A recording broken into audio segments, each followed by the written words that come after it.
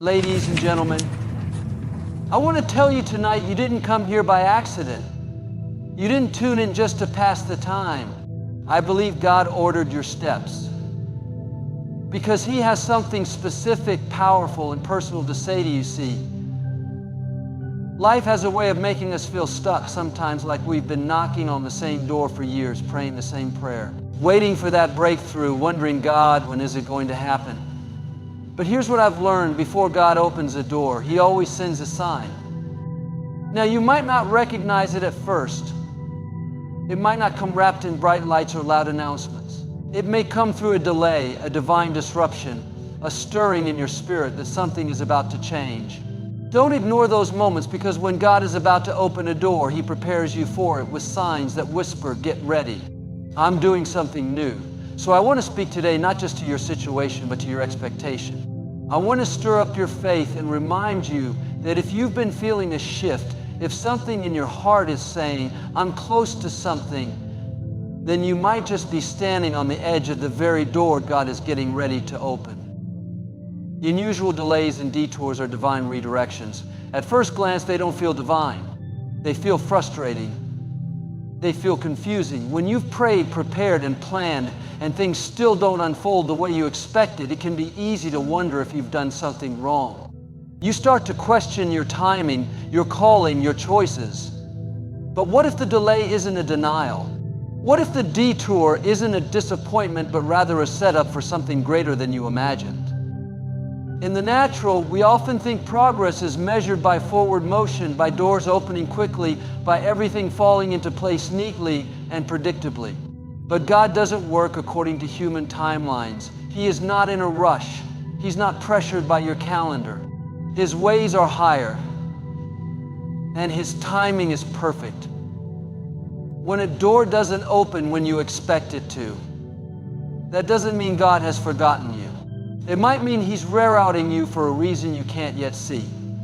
Delays in your journey often serve to prepare you, to strengthen something in you that wouldn't be developed otherwise. Sometimes we think we're ready for the door to open, but God knows what's on the other side, and He knows whether we're equipped to handle it. Think about how many times in Scripture God allowed His people to take what looked like a longer, harder route, not to punish them, but to protect them or to position them for something greater. When the Israelites were delivered from Egypt, God didn't take them on the shortest path to the promised land. He took them the long way around through the wilderness because He knew they weren't ready for battle. They needed time to grow, to learn to trust Him, to let go of their slave mentality. What felt like a delay was actually preparation for destiny. They didn't see it at the time, but that detour was full of divine lessons that shaped them into a people who could handle the promise. In your own life, the job you did get, the relationship that didn't work out, the promotion that slipped through your fingers, those might not have been losses. They might have been redirections. God doesn't just close doors to frustrate you. He closes them because He sees the full picture. You only see what's in front of you, but God sees what's ahead. He knows that if you keep going down that path, it might lead to pain or missed purpose. So He steps in, not to discourage you, but to redirect you. And yes, it can feel uncomfortable. It can even feel like you're going backward. But the truth is, when God allows a delay, He's often setting you up for a door that's better, bigger, and more aligned with His plan. The detours can also build your faith. When everything works out perfectly, we can start relying on our own strength. But when nothing seems to make sense, and we're still choosing to believe, that's when our faith grows the most. That's when we learn to trust God's heart, even when we can't trace His hand. Delays make us lean into His voice, make us seek Him more deeply, and cause us to grow spiritually in ways we wouldn't if everything came easily. Sometimes God delays things because He's waiting for the right people to come into your life, or for the right moment to arrive. You may be ready for the blessing, but the environment may not be ready for you. That connection you need, that resource you've been praying for, that open door, it might not be time yet, not because you lack faith, but because God is orchestrating something behind the scenes. He's aligning circumstances, moving hearts, and preparing places for you that you couldn't access on your own. If you force the timing, you may walk through a door that isn't ready to support the weight of your calling. But if you trust the process, even when the delay is long, you'll find that God's redirection was really His protection and positioning all along. Detours are also a place where your character is shaped. It's in the waiting seasons that patience is developed. That pride is stripped away, that your motives are purified. When things don't happen on your schedule, it reveals what's in your heart. Will you stay faithful even when you don't see results? Will you continue to give your best even when the breakthrough hasn't come? Those are the tests that determine whether you're ready for the open door. Because when it finally opens, you won't just be walking into an opportunity, you'll be walking into it with the strength, maturity, and perspective that came from the detour. Restlessness in your spirit is a signal for transition. It doesn't always come with clarity or a neatly written message from heaven, but it begins as a stirring deep within. You're doing what you've always done, showing up where you've always shown up, and yet something feels different. You can't quite name it, but you sense that what used to satisfy doesn't satisfy anymore. What once felt like purpose now feels like routine. What used to excite you now feels draining. And while everything on the outside may still look the same, inside you're unsettled. That restlessness is not something to ignore. It's often God's way of whispering, I'm getting ready to move you. It's easy to mistake restlessness for frustration or even failure. People might say you're being ungrateful or that you should just push through. But spiritual restlessness is different. It doesn't mean you're out of alignment. It might actually mean you're perfectly in step with what God is trying to do. He's shifting your spirit ahead of your circumstances. He's trying to prepare your heart for something that hasn't arrived yet. Long before the door opens in the natural, God begins to move in the unseen. That unsettled feeling is like spiritual labor pains. It signals that something new is being birthed. And though it may be uncomfortable, it's also purposeful. God often leads with discomfort before He gives direction. You start losing the taste for the old season before you ever see the new one. It's like the grace for your current situation is quietly lifting. And the same things that once brought joy start to feel heavy. It doesn't mean you're in the wrong place. It means you're not meant to stay there forever. Abraham didn't leave Ur of the Chaldeans because everything was falling apart. He left because he heard a call in his spirit. Moses felt a deep unrest when he saw the suffering of his people, even though he had a comfortable position in Pharaoh's palace. David was restless tending sheep long before he ever sat on a throne. In each of these cases, restlessness was a precursor to divine movement. You see, God won't let you stay too comfortable in a place where you're meant to grow. He knows that comfort can become complacency. When you've been in the same place too long spiritually, emotionally, professionally, He'll stir something in you that begins to push you out of the nest. Not because He wants to disrupt your peace, but because He knows there's more. And He can't take you into more if you're still clinging tightly to what's familiar. That restlessness is the inner signal that you're being prepared for flight. Sometimes the restlessness shows up through irritation with things that never used to bother you. Conversations feel different. The rhythm of your days feels off. Even your prayers begin to shift. You stop asking for comfort and start asking for clarity. You may not know where you're going, but something inside you knows you can't stay where you are. And that's where faith begins to stretch. You begin to walk not by sight, but by trusting the one who is moving in your spirit even before He moves in your situation. What's difficult is that this season of restlessness often comes with silence. God doesn't always give you the full picture when He begins to stir the waters. He may not reveal the next step, but He'll remove the peace from where you are. It's His way of keeping you moving. If you had peace in the wrong place, you'd never leave. If you felt satisfied in a temporary season, you start building permanent structures in places meant to be passed through. So instead, He lets the water get just unsettled enough that you start to ask the right questions. Not why is this happening? but what are you preparing me for? Restlessness can also be a refining process. As you feel unsettled, God begins to peel away attachments that no longer serve your purpose. He begins to reveal distractions you didn't even know you had.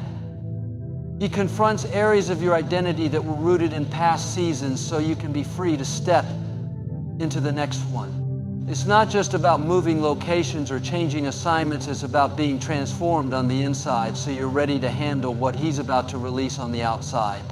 And the deeper the restlessness, the greater the transformation that's often coming with it. That sense of spiritual unrest is a mercy.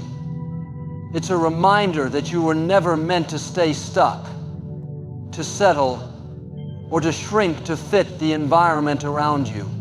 When you start feeling like you don't quite belong in a space that used to feel like home, it may be that your assignment is shifting. You may still be in the same job, the same relationship, the same city, but inside, God is already moving you. He's preparing you. He's awakening dreams you had buried. He's calling out gifts you didn't know you had. He's creating a new capacity in your spirit because something is on the way that will require more from you than the last season ever did.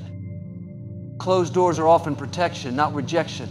When something doesn't work out the way we hope, when the opportunity we were praying for doesn't come through, when the person we thought would be part of our journey walks away, it's easy to feel discouraged.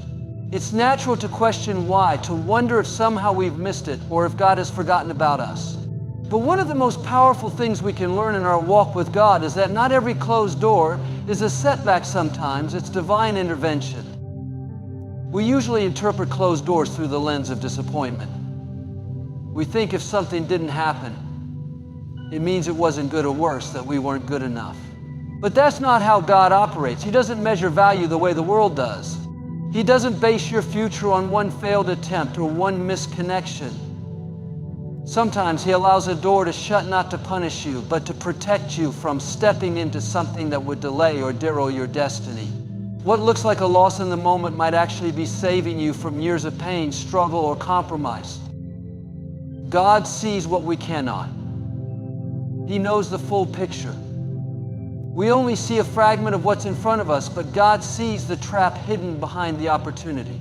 He sees the motives behind the smile, the weight behind the promotion, the toll behind the applause.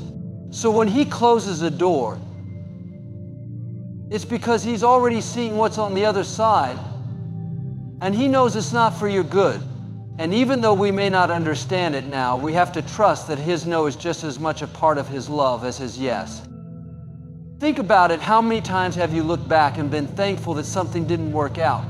At the time, it felt like the end of the world, but now you can see how that closed door pushed you towards something better. It made you grow, made you shift your focus, made you depend on God more deeply. Closed doors can be sacred detours that lead you into the very thing you were created for. But they rarely feel like that in the moment. In the moment, they sting. In the moment, they make you question yourself.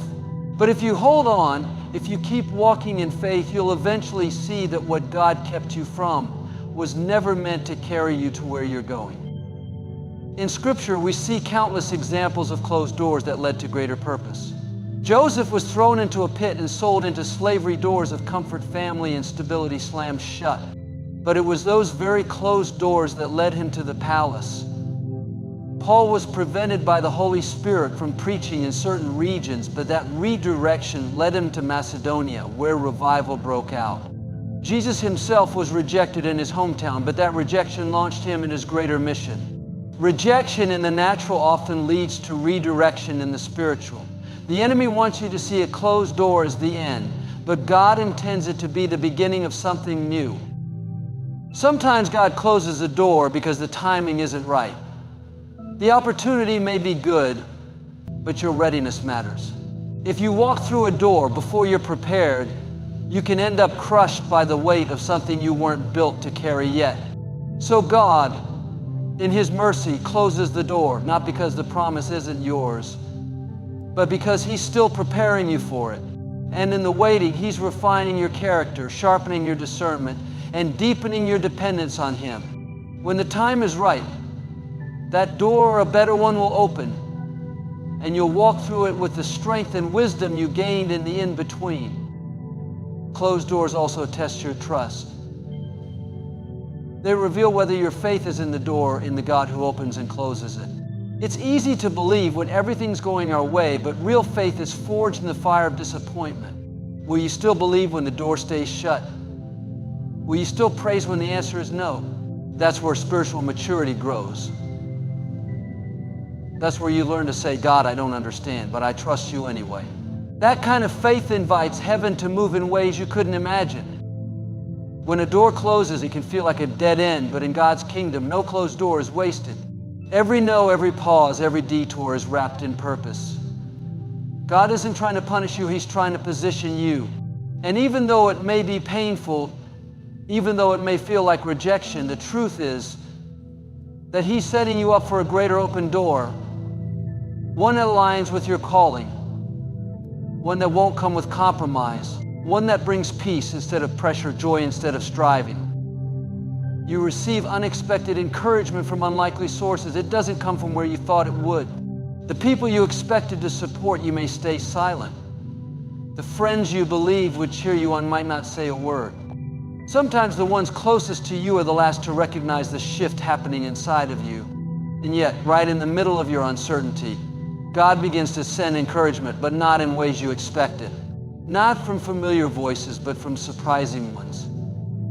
He will speak through strangers, through brief conversations, through something you overheard, through a sermon you weren't planning to listen to, or a message you stumbled upon accidentally. Suddenly, words that were never meant specifically for you land exactly where you are. And something in your spirit says, that was for me. This is how God works when He's preparing to open a door. He knows exactly what you need to hear to keep going, to stay faithful, to trust just a little longer. When you're tired, when you're discouraged, when the journey feels too long, He sends these divine reminders that you are seen, that you are not forgotten, that the vision you carry still has life. But what's remarkable is how He chooses the messengers. Sometimes it's someone you barely know who speaks into your life with a level of clarity and insight that stuns you. Sometimes it's someone who doesn't even realize they're being used by God. Their words seem casual to them, but to you, they hit with weight and timing that only heaven could orchestrate. God will use the mouths of unlikely people to confirm what He's already whispering in your spirit. When you've been praying for a sign, when you've been asking God if you're on the right path, He will speak through those you least expect to bring reassurance. It may come from a child's innocent comment, a coworker's random compliment, or someone online who doesn't even know your name. But the words will land in your soul like a seed, and suddenly your hope begins to rise again. That's not coincidence, that's providence. That's how God reminds you He's working, even in silence. There's a reason the encouragement doesn't always come from the people you want it to. Sometimes God will allow silence from familiar places so you stop depending on human approval. He's training you to recognize His voice, not just the voices that have always affirmed you. When people you love don't acknowledge your progress, don't support your dream, or don't see the call on your life, it can feel personal. But sometimes God is doing it on purpose. He's shifting your source of validation. He's teaching you to lean on Him so that when He opens the door, your confidence won't be in applause, it will be in obedience. He's removing the need for external affirmation so your heart becomes anchored in His Word, not in the opinions of others. And while it might feel lonely at first, there's something powerful about realizing that God knows how to find you, even in obscurity. He knows how to send a word right when you need it. He knows how to orchestrate a moment, a sentence, a smile that lifts your spirit when nothing else could. That kind of encouragement doesn't just help you feel better, it shifts your posture. It reminds you that heaven is involved, that your journey is being watched, that your labor is not in vain. It renews your strength in ways that ordinary motivation cannot. There's a deep comfort that comes when you begin to see encouragement not as random, but as intentional. When you understand that God is speaking to you through these unexpected voices, you start paying attention differently. You start listening more carefully. You start noticing patterns in what people say, how they say it, and how often the message seems to line up with what you were just praying about. That's not your imagination, that's divine alignment. God is speaking through the mouths of others to prepare your heart for what He's about to do. Sometimes the encouragement comes not in words, but in actions. A door opens that you didn't knock on. Someone offers help without you asking. A need is met before you even express it. These are all signs that God is moving. They may seem small, but they carry weight because they come when you need them most. They arrive not to complete the journey for you, but to give you the strength to take the next step. Encouragement from unlikely sources reminds you that God's hand is still guiding, still shaping, still providing. It reminds you that even when you feel forgotten, heaven still knows your name and still has you on schedule. Opportunities start coming into your life that don't make sense on paper. They arrive quietly, sometimes without warning, without buildup, and without the usual prerequisites. They don't line up with your resume, your qualifications, or your experience. In fact, if you tried to explain how they came about, you might struggle to put it into words. Because what's happening isn't natural, it's supernatural. It's not just about being in the right place at the right time. It's about God orchestrating moments, connections, and doors in ways that defy logic. These are moments where you realize you didn't earn it, but you were chosen for it. You didn't climb your way into it, but grace carried you there. These opportunities don't look like you imagine either. Sometimes they're not flashy or wrapped in prestige. They might seem small at first glance, even unimpressive. But there's something in your spirit that says, pay attention to this. It might be a conversation that leads to a partnership, a side project that becomes your calling, or a chance to serve somewhere that ends up shifting your entire direction. And when you look back later, you'll realize that what looked insignificant was actually sacred. God uses what seems simple to start something supernatural. That's why it's important not to dismiss doors just because they don't look like what you expected. When God is preparing to elevate you, He often does it through uncommon paths. You won't always have the credentials. You won't always feel ready, but suddenly the right person takes notice. The right hand reaches out. The right offer appears. And the only explanation you can give is this had to be God. It wasn't that you manipulated your way into it. It wasn't your networking skills or your perfect strategy. It was favor. And favor doesn't follow formulas. It follows obedience, humility, and alignment with God's timing. Sometimes these opportunities will come at a time when you feel least prepared. You might still be healing. You might still be doubting yourself. You might still be walking through things behind the scenes that no one knows about. But God doesn't wait for you to feel perfect before He starts moving. He knows what He placed inside you. And when it's time, He begins to draw it out not according to your schedule, but His. And what looks like a sudden opening is actually the result of seeds that were planted long ago. Prayers you forgot you prayed, and preparation you didn't realize was preparation. These open doors will also stretch your faith. They'll require you to say yes before you have all the answers. You'll feel the weight of the unknown. You'll wrestle with insecurity, with imposter syndrome, with the fear of what others might say. But deep down, you'll also feel a peace that surpasses understanding, because when God opens a door, He also gives you the grace to walk through it. You may not feel equipped in the moment, but He equips those He calls. And if the opportunity is from Him, He's already gone before you to make the crooked places straight. You might even notice that these opportunities don't compete with others, they seem tailored to you. It's as if heaven crafted something with your name on it. That's how you know it's divine. It doesn't ask you to be someone else. It doesn't ask you to compromise your values or shrink your calling. It asks you to be fully who God created you to be. And that's the beauty of God's doors. They match your design. They don't force you to chase. They invite you to step forward with courage. As these opportunities unfold, the people around you may be surprised. They may not understand how it's happening. They may even question whether you're qualified. But remember, God doesn't check with others before He blesses you. He doesn't require consensus before He elevates you. What matters is that you're in alignment with Him. He opens doors no one can shut. And when it's your time, It's your time regardless of who recognizes it. There's also a responsibility that comes with these divine opportunities. They're not just for your promotion, they're for His purpose.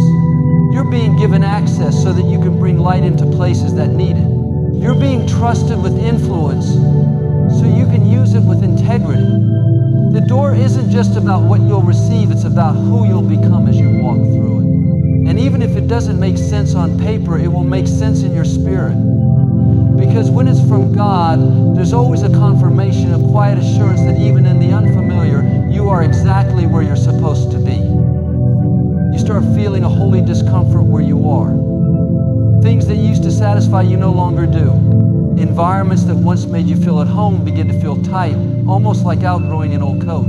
Conversations that used to excite you now leave you restless. Routines that once brought comfort now feel dull and repetitive. And while everything may look the same on the outside, something inside you begins to stir. It's not frustration in the flesh, it's agitation in the spirit. A holy restlessness, a divine stirring, an unshakable sense that there is more than what you've been living. This is one of the clearest signs that God is about to move you. Before He shifts you outwardly, He often begins by stirring you inwardly. He disrupts your comfort to awaken your calling. He allows dissatisfaction to rise so you no longer settle in places where you were never meant to stay.